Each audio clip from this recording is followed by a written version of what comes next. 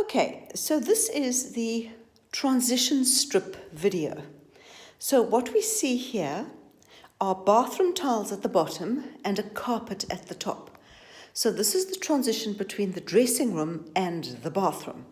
And if we go really, really close, we can see that there is an aluminium strip that has been placed at the edge of the tile to end the carpet and to begin the tile. And you can see that there's a little bit of a step up here. So what that means is that they didn't adjust the screed according to the differences of the floor finishes, which they really, really should have. The screed for the carpet should have been built up slightly, or the screed for the bathroom should have been dropped slightly, because the carpet is a very different height to the tiles. You can see there's a whole distance of 10 millimeters.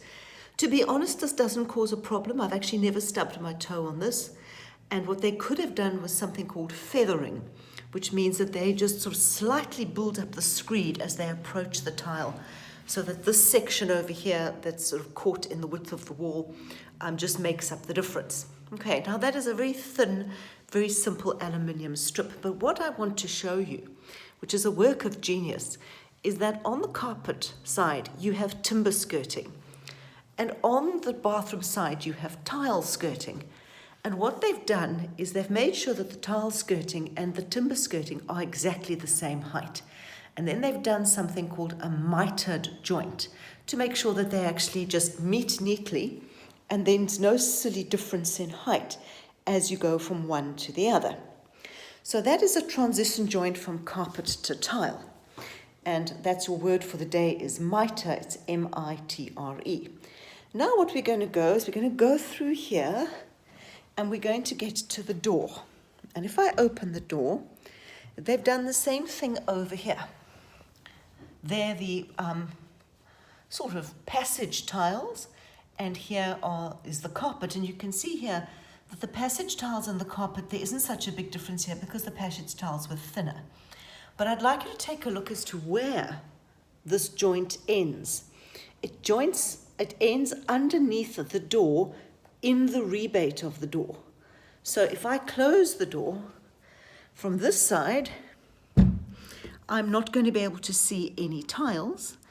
And if I go outside from this side, I'm not going to see any carpet because the door will close.